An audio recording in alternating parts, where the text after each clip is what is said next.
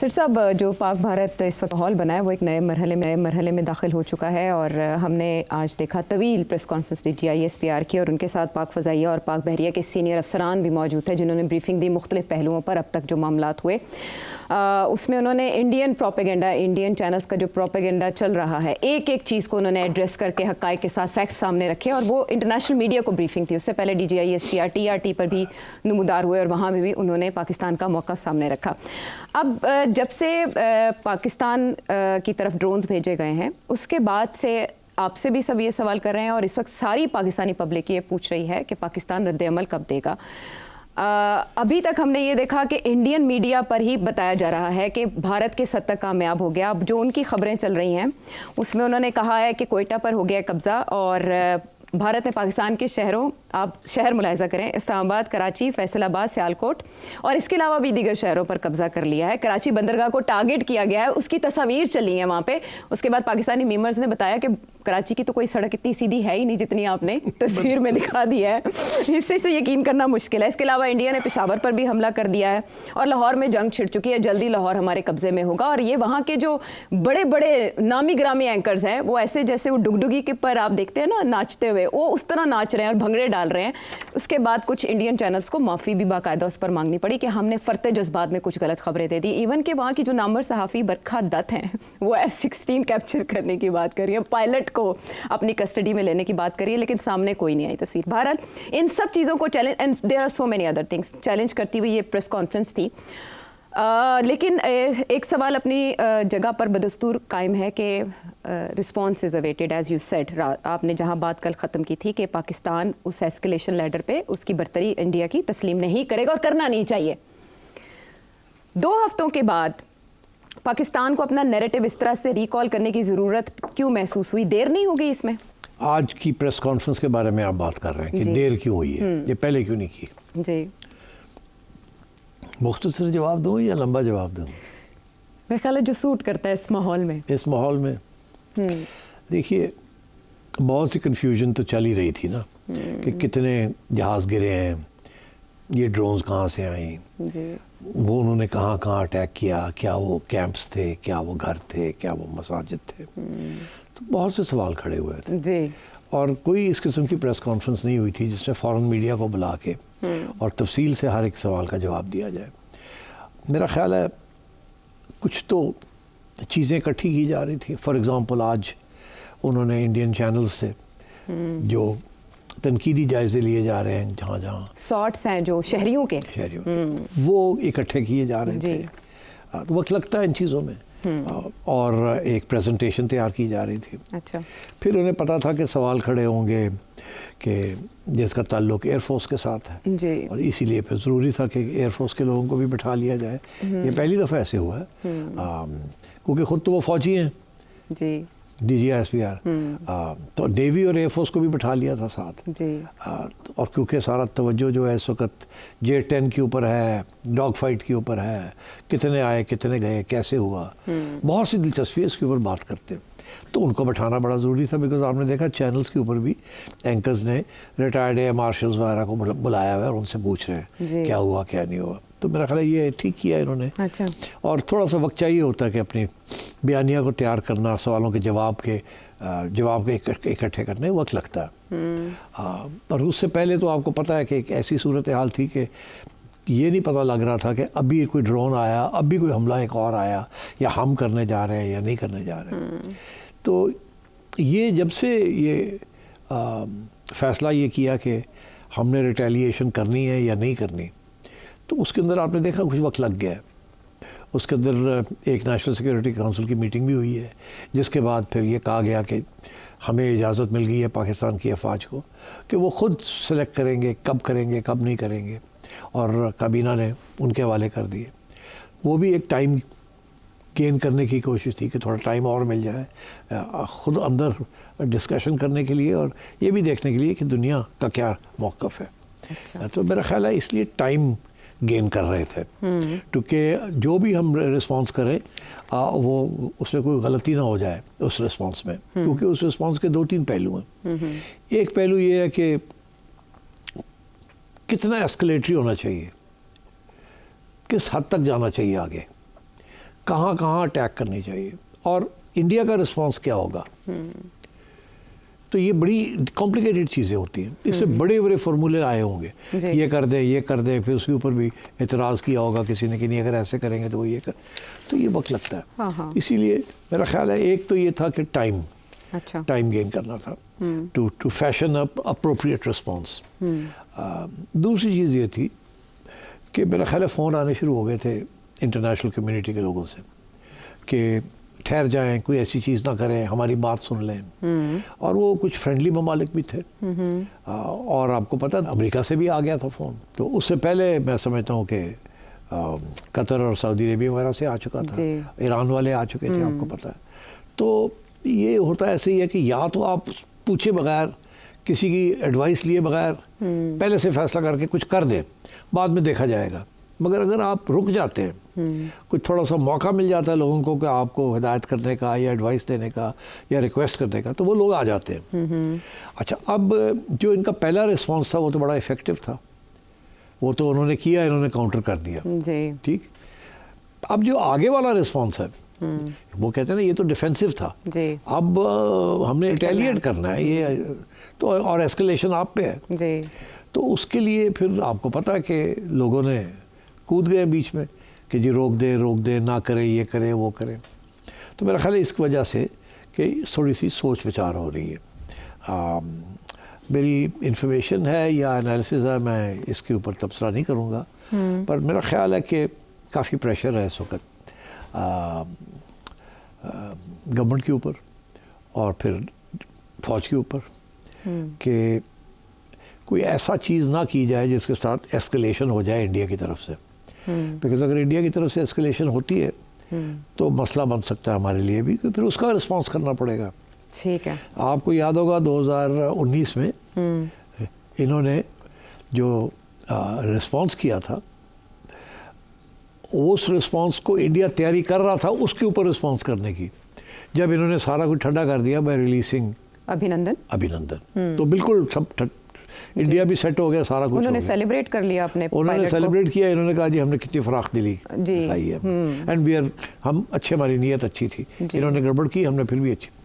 अब सूरत हाल ये है कि अब डिबेट एक और शुरू किस्म की हो गई है, वो यही हो गया कि न्यू नॉर्मल क्या है, जिसकी बात मैंने सबसे पहले दिन की थी कि इंडिया एक नया रद्द अमल इस्टेब्लिश करना चाहता है कि जब भी ऐसी कोई चीज़ होगी वो पूछेगा नहीं किसने किया, क्यों किया, और सारे का सारा ब्लेम जो है वो पाकिस्तान के ऊपर लगाएगा और उसके ऊपर हमला कर देगा पाकिस्तान। तो इसके लिए कोई काउंटर पॉलिसी भी बनानी पड़ेगी, इसी नहीं थी पहले। ये था अगर इंडिया कुछ करता है आप भी कुछ करेंगे। अब ये है कि अगर इंडिया हमेशा करेगा, ये नहीं कि करेगा या नहीं करेगा, उन्होंने तो न्यू नॉर्मल इस्टेब्लिश कर दिया है कि जब भी कोई बम फटेगा, कहीं कुछ होगा, बंदे मरेंगे, तो हम पाकिस्तान को ब्लेम करेंगे, एविडेंस भी नहीं प्रेजेंट करेंगे, एंड विल डू इट। तो इसके लिए फिर यहाँ भी अब पॉलिसी बन रही है, इसलिए देर लग रही है। क्योंकि इंडिया के पास तो बहुत टाइम था ना पॉलिसी बनाने में, क्योंकि वो उन्होंने पहल की है, तो वो तो प्लानिंग के तहत किया है ना सारा कुछ। अच्छा। और मेरा मौक़िफ़ तो ये रहा है कि ये फॉल्स फ्लैग ऑपरेशन था, इसके पीछे बड़ी सोच थी, प्लानिंग थी, और उसको उन्होंने एग्जीक्यूट किया, इसलिए उनकी तो पॉलिसी बन चुकी है।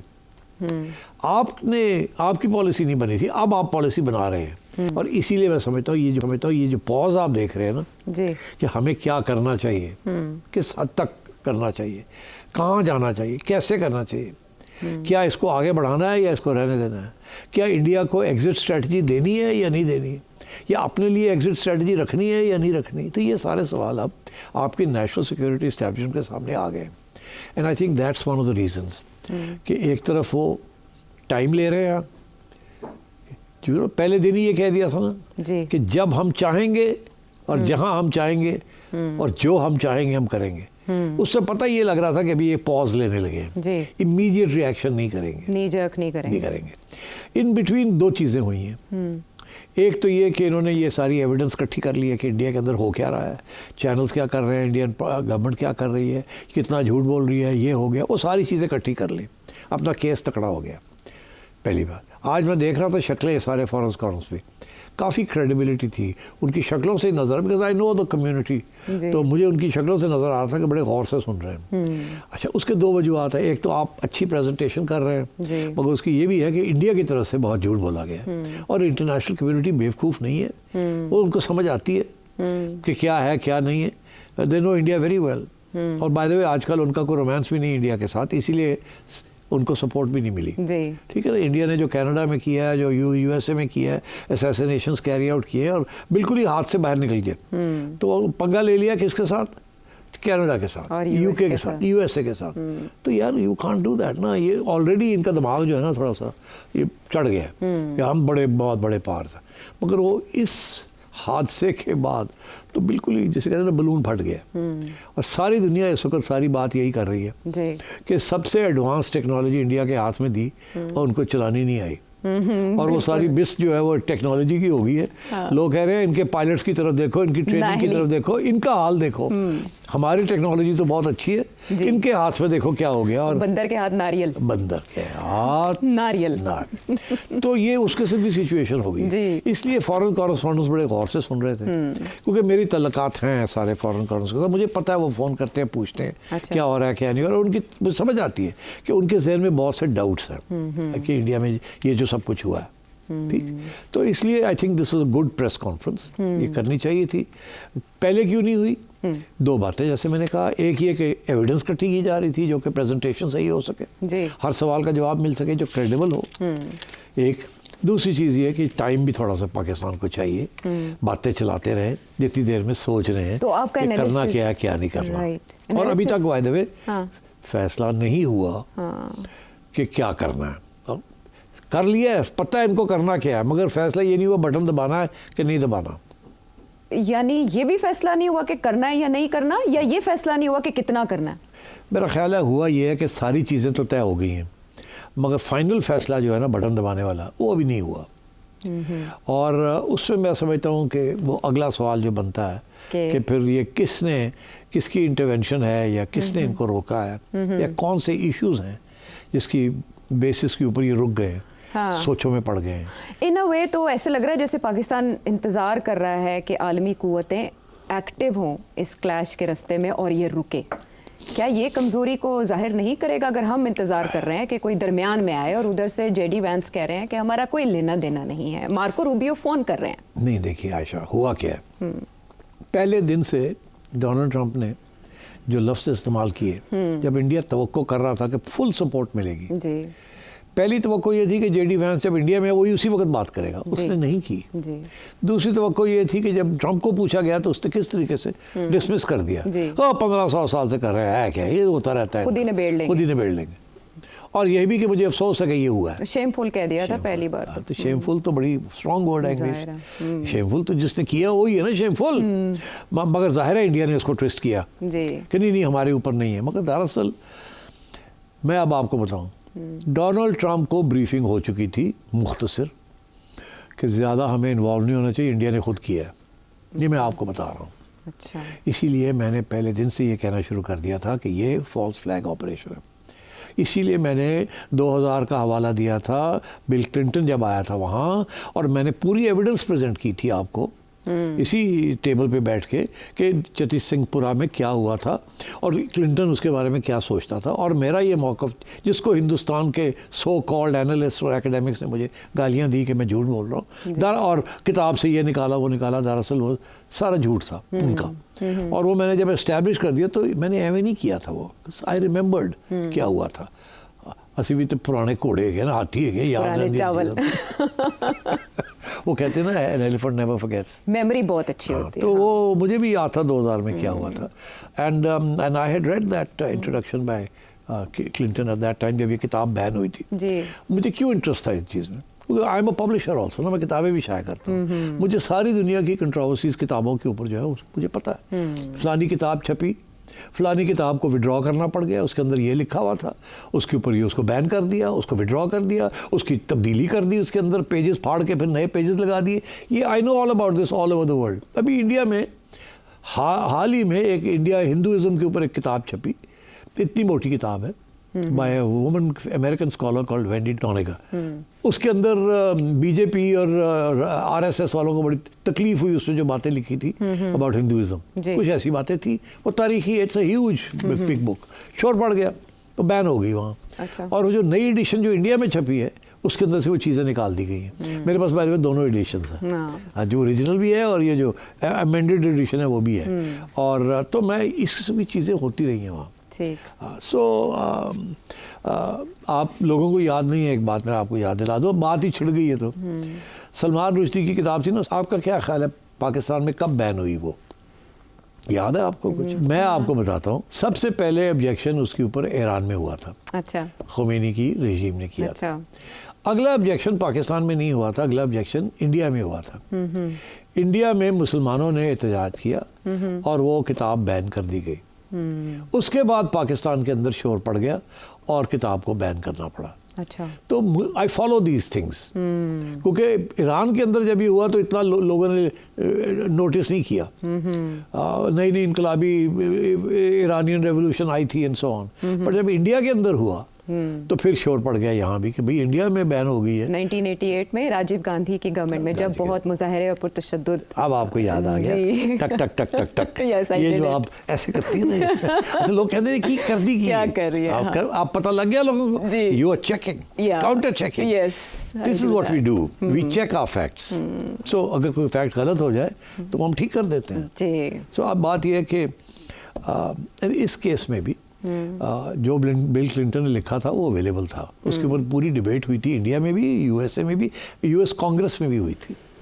अच्छा। सो अब खैर एनीवे, तो मेरा ये मौक़िफ़ रहा है और बहुत से लोगों ने मेरी बात सुनी है, मगर जाहिर है मैं पहला था जिसने ये बात कही कि ये फॉल्स फ्लैग ऑपरेशन था, तो उस वक्त मुश्किल लग रहा था कि यार इतना बड़ा कैसे कर सकते हैं।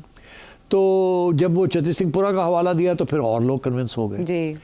तो अब मैं आपसे कह रहा हूँ कि डोनाल्ड ट्रंप को पता है कि ये खुद करवाया है इन्होंने। अच्छा, इसीलिए वो मुसालहत, इसीलिए वो अब इंडिया की साइड खुल के ले नहीं सकते। उन्हें बात पता है कि किसी न किसी स्टेज पे ये भी बात बाहर आएगी कि इन्होंने खुद करवाया।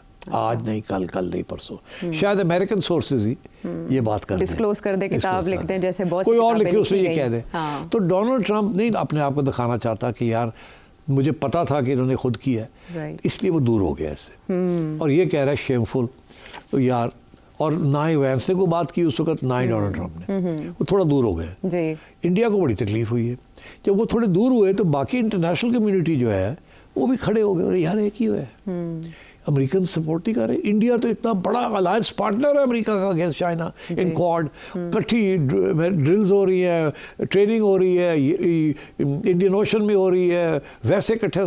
तो ये क्या हो गया? India is the latest partner of the United states.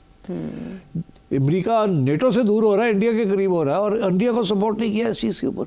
और पाकिस्तान के साथ तो अमेरिका के इंटरेस्ट अब बहुत कम रह गए हैं। एक ज़माने में 80% ऑफ पाकिस्तान के हथियार जो थे वो अमेरिका से आते थे, अब 30% रह गए, अब 20% रह गए, 80% चाइना से आ रहे हैं। तो Pakistan has moved towards China, America has moved away from Pakistan, and America and India have come together. इस स्टेज के ऊपर अमेरिका ने इंडिया का सपोर्ट नहीं दिया एंड अपने आप को दूर कर लिया। जाहिर है वो इंडिया के ख़िलाफ़ तो नहीं जाएगा, बिकॉज इतने बड़े स्टेक्स हैं। एक तो ये, to answer your question, that is why. मगर बाय द इसी वजह से बाकी लोग कूद पड़े अंदर। वो सोचा this is a great time, America दूर हो गया पाकिस्तान से, तो हम जाके अपना कोई रोल अदा करें, जिसके अंदर शुरू में ईरान ने कोशिश की, मगर इंडिया एक्सेप्ट नहीं करेगा ईरान को। अच्छा। हाँ, India will not accept that. Similarly ये कतर वतर, इनको इंडिया नहीं एक्सेप्ट करेगा। Saudi Arabia is a different ball game. Saudi Arabia का डिप्टी फॉरेन मिनिस्टर पहले इंडिया गया है और फिर यहाँ आया है। उनकी जो मीटिंग्स हुई हैं, कुछ ना कुछ आएगा, ठीक है। और उसमें मेरा ख्याल है यही कहा जाएगा कि सऊदी कह रहे हैं कि हम तैयार हैं कोई रोल अदा करने के लिए, और हिदायत यही कर रहे हैं कि पाकिस्तान जो है सोच समझ के अगला कदम उठाए, अगर किसी तरीके से इसको रोका जा सकता है तो रोके। वो पाकिस्तान को हिदायत कर रहे हैं। और मैं आपको ये भी बता दूँ क्यों वो पहले इंडिया के पास गए और फिर पाकिस्तान के पास आए। ये भी एक क्वेश्चन है। ये वज़ीर ममलिकत बराए खारिजा और मार्को रूबियो ने वज़ीर खारिजा, सऊदी वज़ीर खारिजा से फ़ोन पे भी रब्ता किया, जिसके बाद ये एफर्ट शुरू हुई हैं। जी, उन्होंने कहा है इनको, सऊदी अरब, सऊदियों को अमरीकनों ने कहा है। अच्छा। और इम्पोर्टेंट बात ये है, ये नहीं कि सऊदीज़ को किसने कहा है, ठीक है, वो तो वैसे भी ना भी कहते तो सऊदीज़ ने रोल कोशिश करनी थी प्ले करने की। सऊदीज़ के बहुत बड़े इन्वेस्टमेंट्स हैं इंडिया पाकिस्तान में। इंडिया में तो 10 गुना ज़्यादा है फ्रॉम पाकिस्तान इन्वेस्टमेंट्स। अभी नरेंद्र मोदी कहाँ गए हुए थे? वहीं से तो वापस आए सऊदी अरब से। हाँ, उसी यात्रा पे थे। तो मैं समझता हूँ कि वो पहले क्यों गए हैं इंडिया के पास, ये सवाल बड़ा इंपॉर्टेंट है। हाँ। पहले पाकिस्तान के पास क्यों नहीं आए? क्योंकि एक्शन तो पाकिस्तान ने लेना है ना, तो गए वो इंडिया के पास है पहले। इंडिया के पास इसलिए गए हैं, उनको कहने गए हैं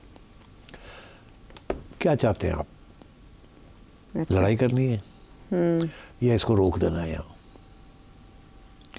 और मैं आपको बता दूं इंडिया ने क्या कहा है, रोक दे। अब तुम भी फिर इधर आ जाओ, मैं उधर चला जाता हूँ। नहीं, बस वो इतना ही कर सकते थे कि मुंह छुपा ले। कि देखें, जो होना था हो गया जी, हमने जो करना था कर दिया। इन्होंने भी कार्रवाई कर दी जो कि करनी थी। हम तो नहीं तस्लीम करते कि इतने जहाज़ हमारे गिरे, पर जो भी है हो गया ना, उन्होंने कर दिया जो करना था। अब हम इसको आगे नहीं बढ़ाना चाहते। तो अगर पाकिस्तान रुकता है तो फिर हम कुछ नहीं करेंगे, हम और कुछ नहीं करेंगे, क्योंकि हम एस्केलेशन नहीं चाहते। ये इंडिया ने दे दिया पैगाम सऊदी अरेबिया को। अच्छा। कि अगर पाकिस्तान और कुछ नहीं करता तो हम कुछ नहीं करेंगे, मगर अलबत्ता अगर वो करता है तो फिर हम भी मजबूर हो जाएंगे, हमें भी कुछ करना पड़ेगा। ये पैगाम लेके वो आया है यहाँ कि अगर आप कुछ नहीं करेंगे तो इंडिया और कुछ नहीं करेगा। That will be the end of the matter. आप इतने जहाज़ वहाज़ गिरा लिए हैं, बस करो।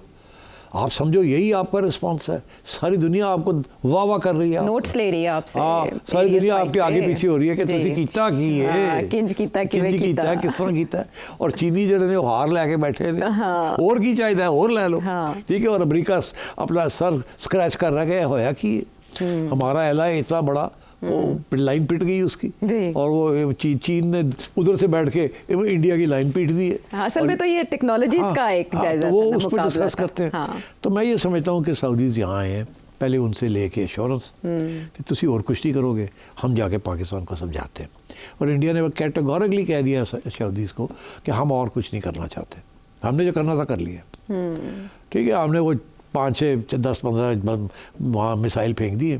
तो इन्होंने भी, अगर हमने उनके 30-32 बंदे मार गए हैं तो इन्होंने भी LOC के ऊपर तो हमारे काफ़ी बंदे मार दिए। तो अब बस करें, ठीक है। ये of the record he confess कर रहे हैं, अदरवाइज वो बता तो नहीं करेंगे। मैं चिड़िया की खबर दे रहा हूँ। तारड़ साहब ने भी बताया, काफ़ी तादाद बताई थी उन्होंने इंडियन सोल्जर्स की। तो कहते हैं यार हो गया, उन्होंने साढ़े बंदे मारते, 80 उन्होंने मारे, उन्होंने साढ़े मारते, साढ़े जेट भी गिराते रहे। तो बस करो, ठीक है, वी रोक के साड़ी भी कोई इज्जत रहने दो, नहीं तो फिर अगर आप इन्होंने कुछ और किया तो फिर हमें भी करना पड़ेगा, फिर एस्केलेशन हो जाएगी। तो सऊदीज़ ये पैगाम लेके आए हैं। अच्छा। यहाँ बात सुनी है सऊदीज़ की। देखिए, अमेरिका की बात आप ना सुने तो कोई बात नहीं, फ़र्क नहीं पड़ता। वो देते क्या आपको? वो कुछ भी नहीं देते। एक IMF ही रह गया है। IMF ने भी किस्त की मंजूरी दे दी है, खबर हो जाए। इंतज़ार यहाँ यही थी कि पहले वो हो जाए। हाँ। मगर इसका ये मतलब नहीं है कि अगर अभी गड़बड़ करेंगे तो अगली भी आनी है, वहाँ IMF आपको टाइट कर देगा। देखिए ना, IMF का ये मौक़िफ़ होगा जो अभी है, मगर उन्होंने कहा कुछ नहीं, बिकॉज अभी आपने किया कुछ नहीं। अगर जंग छिड़ जाती है तो आपकी इकॉनमी जो है, डिफेंस फोर्सेस को पैसे और देने पड़ेंगे। अच्छा। अगर पैसे आप और देंगे तो कहाँ से लाएंगे? तो वो IMF को जो कर्जे ले रहे हैं वहीं से देने पड़ेंगे ना। तो IMF तो ये बात नहीं पसंद करेगा। इसलिए ये इस दफ़ा तो उन्होंने ओके कर दी है, बिकॉज अभी आपने वो एक्शन नहीं लिया। कल आप वो एक्शन ले लेते हैं तो फिर अगली जो ट्रांच आनी है वो फिर IMF रोक लेगा। वो कहेगा नहीं ये क्या हुआ, या आप और कहीं से पैसे इकट्ठे करें तो या हम आपको और नहीं देंगे। तो ये खतरा है। ठीक। तो इसलिए मेरा ख्याल है this is one of the reasons why the Saudis have come here. और इन्होंने ये जो पॉज लिया है ना, इसको मैं कहता हूँ स्ट्रेटेजिक पॉज। ये टैक्टिकल पॉज नहीं है। अच्छा। टैक्टिकल पॉज वो होता है कि आप रीग्रुप कर रहे हैं और फिर आप अटैक करेंगे। अच्छा। ये स्ट्रेटेजिक पॉज है कि सोचना ये है कि अब हमारी पॉलिसी क्या होगी, क्या होगी। अगर हमने इसको करना है रिटेलिएट, तो उसके बाद फिर एस्केलेशन की तैयारी होनी पड़ेगी। हाँ, ये नहीं कि इंडिया चुप कर जाएगा, वो करेगा कुछ। तो यहाँ आके बात अब रुक गई है। बिल्कुल ठीक है। That is what I am trying to tell you. अभी यहाँ बहुत बड़ा स्ट्रेटेजिक फैसले होने हैं। हाँ ठीक है।